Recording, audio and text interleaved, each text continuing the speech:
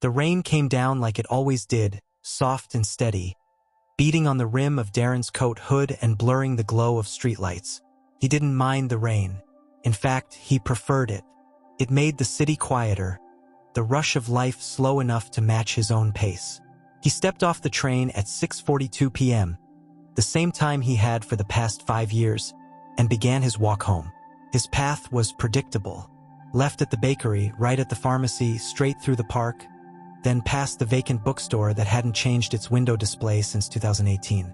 But it was the corner of Madison and Pine that marked the most important part of his evening, the stop that made the rest of the day feel like it had some weight, some meaning. There, under the rusting canopy of an old bus stop, sat a low bench, half hidden by a patch of stubborn ivy. And beneath that bench, depending on the weather and her mood, sat Pebble. Darren didn't know her real name, of course. She was a gray and white cat with delicate paws and sharp, unreadable eyes, the kind that looked like she knew secrets she'd never share. He started calling her Pebble after their third meeting, when she'd flicked her tail at him and darted away with the tiniest crunch of gravel underfoot. It had felt right. Small, self-contained, impossible to hold for long.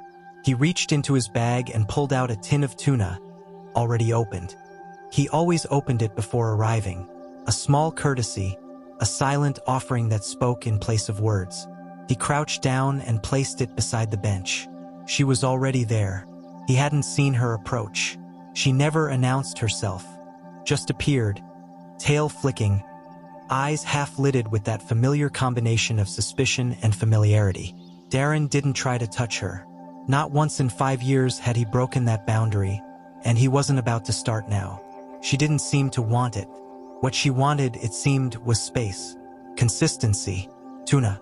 He sat on the bench, letting the cold wood press through his slacks. Pebble lapped at the food delicately, occasionally pausing to glance at him. They shared about 10 minutes together each evening. Sometimes she meowed, sometimes she didn't. Darren never spoke, but if you'd watched long enough, you'd swear something passed between them anyway.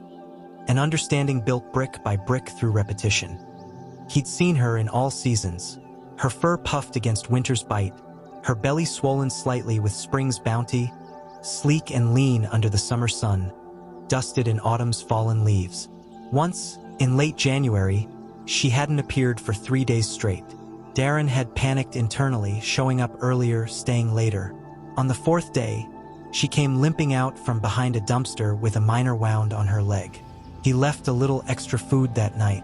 He thought about her during his meetings, wondered if she had a name before him, or if she belonged to someone long ago. He imagined her life like a folded napkin, full of quiet corners and soft sounds, not unlike his own. Darren lived alone in a small apartment 2 stops away. His walls were bare except for a calendar he never flipped, and a single photo of his parents, now both gone. No pets, no plants, nothing too dependent, except Pebble. It wasn't love exactly, not the kind you'd read about in novels, but it was something durable, reliable. 2 creatures quietly agreeing that the world made slightly more sense when they were in the same place for 10 minutes a day. The rain picked up. Pebble finished eating and gave a single blink. Darren blinked back, which felt like the right thing to do. She turned and padded away into the shadows behind the bakery's delivery door. He waited until she vanished completely before standing up. He tossed the empty tin into the nearby trash and walked the rest of the way home. The rain wasn't falling quite as hard that evening, but the air was sharp with that midweek chill Darren had come to associate with loneliness. His walk from the station felt the same, the bakery window fogged with the warmth of ovens, the pharmacy closing up, the bookstore still dark and untouched. Everything was where it should be, but when he reached the corner of Madison and Pine, something was missing. The bench was there, of course, the ivy too, the soft glow from the crooked street lamp overhead. But the space beneath the bench, the space where Pebble always waited, was empty. Darren stood still for a moment, confused in a quiet, cautious way. He double-checked the shadows, looked up and down the sidewalk. Nothing. Not a paw print in the puddles. Not a flicker of gray fur darting out of view. He crouched, set the open tin of tuna down anyway, and sat on the bench. The street was unusually quiet, the only sound coming from the slow drizzle against his jacket and the distant hum of traffic. He waited. 10 minutes passed. 15. Still nothing. Maybe she's just out wandering, he told himself. Chasing mice. Curling up somewhere dry. Cats do that. They're not clocks. But as he walked home that night, his footsteps felt heavier. The bench without her presence felt colder than the rain on his shoulders. The next evening, he returned a little earlier. This time, he brought 2 tins of tuna, a peace offering or maybe a bribe. The bench was still empty. He waited longer. The first tin stayed untouched. The second remained unopened. He came again the day after and the day after that. And again on Sunday, when the skies cleared for the first time in a week. Each time, the food remained exactly where he left it. Each time, he sat on the bench longer, glancing around with a hopeful kind of desperation, hoping for a flick of a tail, a faint meow, anything. But the silence grew heavier. By the end of the week, Darren started walking differently. He took different routes to the bench, hoping maybe he'd spot her somewhere unexpected. He checked alleyways, ducking behind trash bins. He even asked the woman at the bakery if she'd seen a small gray and white cat recently. She hadn't. The tin from Tuesday was still sitting there on Friday, waterlogged and attracting flies. Darren threw it out, carefully replaced it with a fresh one, and sat on the bench once again. The loneliness settled over him like fog. He hadn't realized, until now, how much of himself had wrapped around this routine, how the 10 minutes with Pebble each day had slowly become his tether to something beyond work emails and frozen dinners. It wasn't just about feeding a cat. It was about being needed, or at the very least, being recognized. No one else noticed when Darren didn't speak for hours, or when he forgot to water the single cactus in his kitchen, or when he had no plans on the weekends. But Pebble did. She noticed him every evening, showed up for him, accepted him in that wordless way cats do, cautious but consistent. He didn't know how much he'd relied on that quiet approval until it was gone. Sitting on the bench, staring at a tin of tuna no one would eat, Darren let out a breath he hadn't meant to hold. He wasn't just worried, he was afraid. Afraid something had happened. Afraid that the one part of his day that felt alive had vanished without warning. And worse, that no one else in the world would even know. It was strange how quickly a ritual could become a relationship, and how easily a relationship could feel like loss. He got up slowly, wiped the rain from his sleeves and walked away, turning back one last time to look at the bench, just in case. Still nothing. But tomorrow he'd come again, and again after that, because when you don't say goodbye, there's always still a chance. By Monday, Darren had passed worried. He was drifting somewhere between anxious and obsessed. The food was still untouched. No paw prints, no tail slipping into shadows. Just the same cold bench and a corner that now felt like a hollowed-out version of itself. He stood for a long time in front of the newsstand that morning, awkwardly clearing his throat. "Hey, have you seen the little gray cat that hangs around near the bench?" he asked the vendor, a man in his 60s who always wore fingerless gloves and smelled faintly of pipe tobacco. The man shook his head without looking up from his crossword. "Haven't seen her in a week or two. Figured she'd found another alley." Darren forced a smile. "Yeah, maybe." But Pebble didn't just find another alley. She always came back. That evening, Darren printed out a flyer using the break room printer at work. He didn't have a photo of Pebble. Somehow, in all those years, he never took one. So he drew a small sketch beside the words, "Missing cat. Small, gray and white. Quiet. Friendly. Last seen on Madison and Pine. Answers to Pebble." He posted one at the corner store, one on the community bulletin board near the train, another at the coffee shop that never got his name right.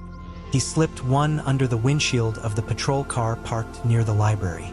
It felt silly, almost. How do you explain to strangers that the cat they probably never noticed was actually the most important part of your day? By Wednesday, Darren was talking to janitors cleaning up after shop closing, to dog walkers tugging their leashes through the early darkness. Most hadn't seen anything. One woman paused, thoughtful. "There was a yowling match in the alley last week. she said. Cats fighting, I think. Heard a real loud cry. Sounded bad. She didn't know what happened after. Darren thanked her and walked away quickly, not trusting himself to say more. He didn't want to picture it, but the image was already there. Pebble, small and tired, trapped against a wall by something stronger, something crueler. He shook his head. No, not yet. She was smart. She survived worse. Still, memories pressed in from all directions now. The first winter, Darren had placed a small cardboard box near the bench, lined with fleece scraps. One particularly bitter night, he tucked a pair of activated hand warmers under the cloth. The next morning, they were slightly shifted, as if a small body had curled beside them and slept. Then there was the spring Pebble let him touch her. A cautious nose bump, then the tiniest lean into his hand. Darren had held his breath the whole time, afraid even blinking would scare her off. Once, after a long rain, she didn't appear for 2 days.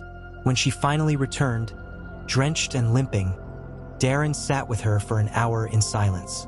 That night, he almost scooped her up and carried her home. But something stopped him. Maybe it was the way she paused when he reached toward her box, that glint of guarded freedom in her eyes.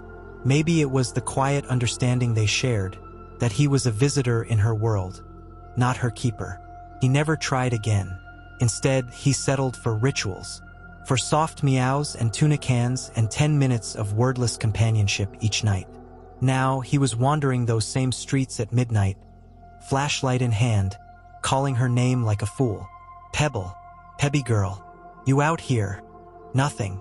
He checked behind dumpsters, under cars, behind the bakery, where the air always smelled like warmth and sugar. Every shadow seemed to move just a second too late, and every streetlight felt like a spotlight on the space where she wasn't. By the end of the week, Darren wasn't sleeping. He came home, dropped his bag, and left again with his flashlight and flyers. The corner no longer brought comfort, only the echo of empty meows and uneaten food. But even now, he refused to stop, because 5 years wasn't something you walked away from. Pebble had trusted him with her presence, her cautious purrs, her silent greetings, the sacred stillness of her company. And now it was his turn, to look, to wait, to not give up, not yet. It was well past midnight, and Darren had promised himself this would be the last night.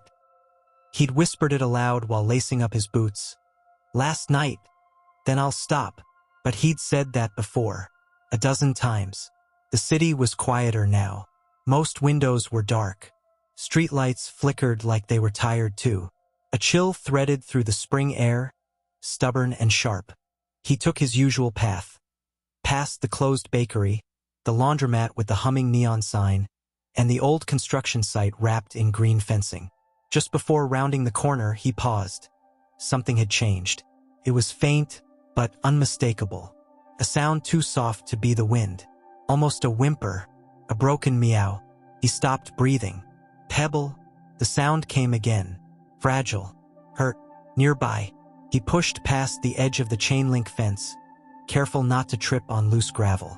His flashlight skimmed across pallets, buckets, plastic tarps, and then caught a flash of white and gray beneath a low, overgrown bush tucked beside a concrete wall.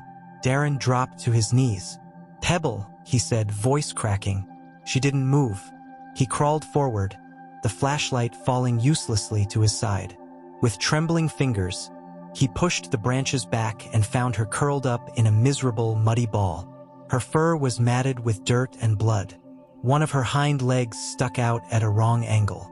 Her sides moved, but barely. He touched her gently. She flinched but didn't run. That alone terrified him. It was a struggle to keep his voice steady. It's okay. I've got you. He took off his coat and wrapped her inside it like something precious. She made a faint sound, half a breath, half a cry, and then nothing. Darren cradled her close to his chest and ran. The emergency vet was 20 blocks away. No cabs, no trains, just his own legs and the thought over and over, please be okay. Please. The streets blurred. Storefronts, signs, blinking walk signals. None of it registered. Only the slight, Unsteady rise and fall of Pebble's body against his chest kept him grounded. By the time he stumbled into the clinic, out of breath and soaked in sweat, the receptionist stood immediately. "She's hurt," he said. She's not waking up." A vet tech rushed out. Darren hesitated only a second before handing her over. She disappeared through a pair of swinging doors, and then he was alone. The waiting room was sterile and humming with fluorescent light. A few faded posters about flea prevention. A fake plant in the corner. It smelled faintly of antiseptic and stress. Darren collapsed into a chair. His arms still formed a cradle, as if he were still holding her. He stared at his hands. They were scratched, probably from the bush. He didn't care. Pebble had no collar, no tag. She didn't belong to anyone, not officially. But she was his, somehow, someway. And now, after all these years of careful distance, he might lose her before ever saying it aloud. Minutes passed, or hours. He couldn't tell. He didn't move. He thought of the first day he saw her, skinny and skittish, stealing glances from behind a trash can. The way she circled him for weeks before finally coming close. The night he brought her tuna instead of kibble, and she licked his hand like she meant it. All those days, all those small, quiet moments, they had added up to something. Now it felt like something slipping away. He pressed his face into his hands and whispered, "Please, just let her be okay." No one answered, but he stayed in that seat, unmoving, the coat that had cradled her still warm in his lap, waiting, hoping. The first time Darren saw Pebble in the recovery room, she didn't even look like herself. She was so still, tucked into a fleece blanket, her tiny chest rising and falling under the soft hum of a heat lamp. One paw was bandaged, and a plastic cone framed her face like a wilted flower. Tubes trailed from her side, connecting her to fluids and pain medication. A soft beep tracked her heart, the only rhythm in the room besides Darren's breath. He stood by the cage and whispered, "Hey!" No response, of course. Just the slow, stubborn pulse of life refusing to leave. He came every day after work, sometimes before. The staff knew him now, the quiet man who brought no flowers, no fanfare, just himself and a look that said, "I'm not going anywhere." He brought books but never read them. He tried music, but it felt too loud in the quiet. Eventually, he gave up on distraction and just talked. He talked about the weather, about the news, about the weird coworker who always microwaved fish. He told stories about his childhood cat, who once tried to climb a Christmas tree and brought the whole thing down in a crash of lights and ornaments. Mostly, though, he talked about her, how she used to wait for him at the bench, how she once hissed at a pigeon twice her size like she was guarding the queen's throne, how she always blinked once, slowly, right before walking away, as if saying, "I trust you, but not that much." On the fourth day, he sat down and said softly, "You're the only thing I look forward to, you know?" He hadn't meant to say it, but once it was out there, it sat heavy and real in the air. "I didn't realize it until you disappeared." The beeping didn't change. Pebble didn't stir, but somehow it still felt like she heard. The truth was, Darren hadn't let anyone in for a long time. His apartment was clean but sparse. His fridge held leftovers and too many condiments. His phone buzzed rarely, and most of the messages were promotional. He had friends, the kind who invite you out of politeness and don't ask twice when you say no. But Pebble had shown up every day. She had waited and trusted him, and taken nothing more than a meal and a little attention in return. Now, he couldn't shake the hollow feeling of not knowing if she'd wake up again. That night, Darren went home and did something he hadn't done in years. He rearranged his life. He moved a chair to the window so she could see outside. He cleared a low shelf and patted it with an old sweater. He dusted the corners, vacuumed under the bed, and filled a new bowl with water, not tap, but filtered. He ordered a litter box and a small scratching post online. And when the page asked for a name to personalize the ID tag, he typed Pebble without hesitation. He stood in his living room, hands on his hips, and realized something that almost startled him. He was ready to bring her home, not just feed her on a bench. not just exist in passing. He wanted her to stay. At the clinic the next day, she was awake, barely, and watching him with glassy eyes. Her ears twitched when he spoke. Her paw moved slightly when he placed his hand near the edge of her blanket. He smiled. There you are. For the first time in days, he didn't feel like he was talking to someone asleep. He felt seen, and so he sat down, took a breath, and told her about everything he had done, the space he made, the little spot by the window, the food dish with her name.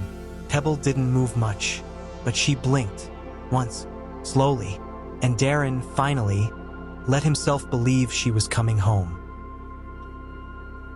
The vet handed over the carrier with a cautious smile. She's stable, still healing, but she's strong. Darren nodded, gripping the handle tighter than he meant to. Inside, Pebble barely made a sound, but her eyes flicked open when he peeked through the mesh. She blinked slowly. He blinked back. The taxi ride home felt surreal. It had been nearly 2 weeks since Darren had last seen Pebble upright. Now, she was curled in a soft fleece towel in the carrier on his lap, trembling slightly with every jolt in the road. He spoke quietly the whole way home. Nonsense words, comforting sounds, anything to fill the silence between them. The apartment was quiet when he opened the door, save for the hum of the radiator and the soft creak of old floorboards. He had cleaned everything, maybe too much. The room smelled like lemon-scented polish and nervous anticipation. Here we are, he whispered as he set the carrier down gently in the living room. He opened the door and stepped back. For a while, nothing happened. Then, slowly, Pebble stepped out. She was still a little unsteady, ribs poking beneath her fur, ears low, tail cautious, but she walked without help. Her nose twitched as she sniffed the edge of the couch, then the table leg, then the corner where Darren had tucked her favorite box from the alley, lined now with a soft towel and a heating pad on low. She didn't go to the box. Instead, she padded toward the couch and, after a long pause, jumped up beside him. Darren didn't move. She didn't curl up against him, not yet, but she sat beside him, close enough that their shoulders almost touched. He looked at her. She blinked again, felt like the bench, only warmer. He'd set out her old bowl on the balcony. Part habit, part hope, part tribute. But when he gently opened the sliding door, Pebble didn't follow. She stayed inside, her eyes following him, then returning to the couch. Darren smiled and closed the door again. Inside, he had everything she needed now. A little tower by the window, 2 beds, in case she wanted options, a litter box hidden behind a screen, and a new food and water set in the kitchen corner. But all she wanted, it seemed, was to be close. Over the next few days, Darren kept things quiet. No loud music, no guests, just soft footsteps, gentle words, and the occasional rustle of a treat bag. Pebble slept most of the day, curled in sunspots or tucked beside him while he read. At night, she started sleeping on the edge of his bed, one eye half open, like she was still testing this new life for sudden changes.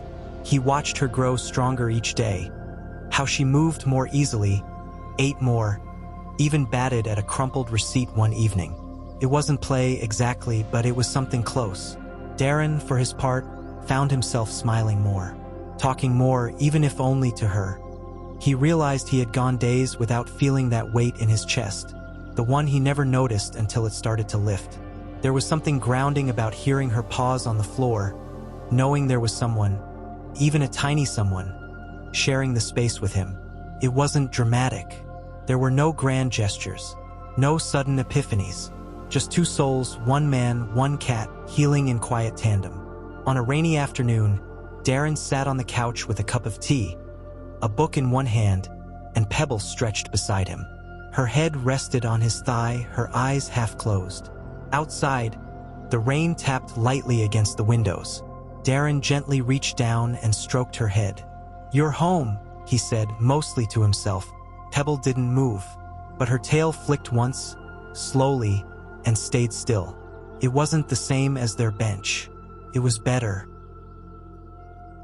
Winter returned slowly, in the way it always did, first with colder mornings, then with the soft crunch of frost on rooftops, and finally, with the hush of the first real snowfall. Inside Darren's apartment, Pebble was watching it all unfold from the windowsill. She sat there often now, curled like a question mark in the warm square of sunlight, eyes half-lidded as flakes floated down beyond the glass. Darren had placed a small folded blanket on the ledge just for her, and over time, she had claimed it without ceremony. Some days she dozed there for hours. Other days she simply watched. It had been nearly a year since Darren carried her home from that dark patch of sidewalk. She was no longer thin or trembling. Her coat was fuller now, smooth and silver-tipped, and she moved with quiet confidence, no longer the wary creature who once flinched at every sound. Pebble had healed, and Darren, in his own way, had too. They had a rhythm again, different from before, but just as comforting. Mornings were for slow stretches and breakfast, always on time, per her very vocal reminders. Evenings meant quiet music, the rustle of newspaper pages, and the steady weight of Pebble pressed against his thigh. Sometimes they sat for hours without speaking. Darren lost in thought, Pebble lost in dreams. But it never felt like silence. Felt like home. Darren didn't talk about it much. But sometimes, late at night, he would find himself lying awake, staring at the ceiling, thinking of the corner where they met, of the first can of tuna, the first winter, the soft meows, the quiet bench. He hadn't been back there, not since bringing her home. Not because he didn't care anymore, but because part of him wasn't sure what he'd feel standing there without her. One Saturday, he finally returned. The sky was white with snow clouds, the streets slick and gray. Darren zipped his coat and tucked something small into his pocket before heading out. The bench was still there, same old wooden slats, chipped and worn at the edges.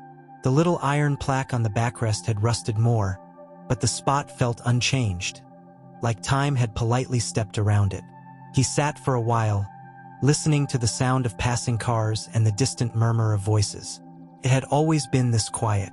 Darren reached into his coat pocket and pulled out the small item he'd brought. An empty can of tuna, the same brand he used to bring every evening. He'd cleaned it and painted it lightly, adding a single word to the lid in tiny brushstrokes. "Thanks." He placed it gently on the bench. A few passers-by glanced his way, but no one said anything. To them, it was just a man sitting alone on a winter morning. But to Darren, it was the place where everything had quietly changed. He stayed for a few minutes more, breathing in the cold, before rising and walking home. When he got back, the apartment was warm with the scent of something baking, cinnamon, maybe, or cloves. He'd left a small space heater near the window for Pebble, and sure enough, she was there, curled up on her blanket, eyes half closed, tail tucked neatly over her paws. She looked up when he came in. Darren walked over, crouched beside her, and gently stroked the top of her head. "Hey," he said softly. "Miss me?" Pebble let out a low, lazy purr. Then she blinked once and rested her head against the glass, eyes drifting shut again. Outside, snow had begun to fall. Not the wild, whipping kind that tore through alleyways and dark corners, but the soft, floating kind, the peaceful kind. Inside, the light was warm, the silence was full, and in that moment, with the snow falling beyond the glass and the cat he once fed on the street now safe in his home, Darren understood something simple and true. Sometimes, forever starts with a can of tuna and a little patience.